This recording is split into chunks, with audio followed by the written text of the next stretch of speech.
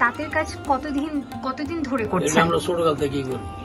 আচ্ছা, কি কি লাগে আসলে এই তাঁতের কাজ করতে? এটার তো বহুত কিছু লাগে, এটা কইয়া মানে শেষ করার মতো না। এটা আমরা ভীম বলি। ভীম এটার বলা হয় হর। তো অনেক কিছু লাগে, টানা কারান লাগে, টানা ভাঙতে হয়, কাপড় গুনাইতে হয়, ভীম পেঁচাইতে হয়, বোয়া ভরতে হয়, হানা লইতে হয়, এরপর নলি ভরতে হয়। কতদিন লাগে একটা কাপড়? এটা মনে করতে 2 দিন লাগে। 2 দিন লাগে। আপনি কি কি বানান? শুধু কাপড়ই বানাই। কাপড় বলতে কি লুঙ্গি? লুঙ্গিটা। এই লুঙ্গিগুলো পরে বাজারে বিক্রি করেন? কত দামে বিক্রি করেন? এটা মনে করতে 14-15 পিস। আচ্ছা, 14-15 পিস হিসেবে, মানে একটা পাইকারি দরে? পাইকারি দরে আমাকে মনে করতে 1 পিস কাপড় 1400-1500।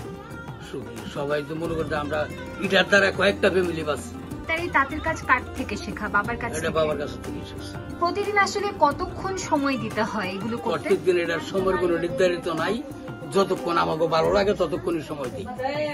এই যে এখন আপনি কাজ করতে বসছেন, কখন উঠবেন? এই যে মনে করতে 4:30 উঠে যাবো। আচ্ছা, পরে আবার বসবেন? আবার মনে করতে 7টার দিকে আবার 1 ঘন্টা বা 1.5 ঘন্টা সময় কাটাই। এটার মধ্যে কারেন্টের কোনো ইয়া নাই, সব নিজে ঘর হাতে।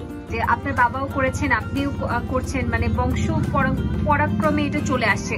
তো আপনার কি ইচ্ছা আছে যে আপনি আপনার সন্তানকেও? আমরা শিখাই নেই।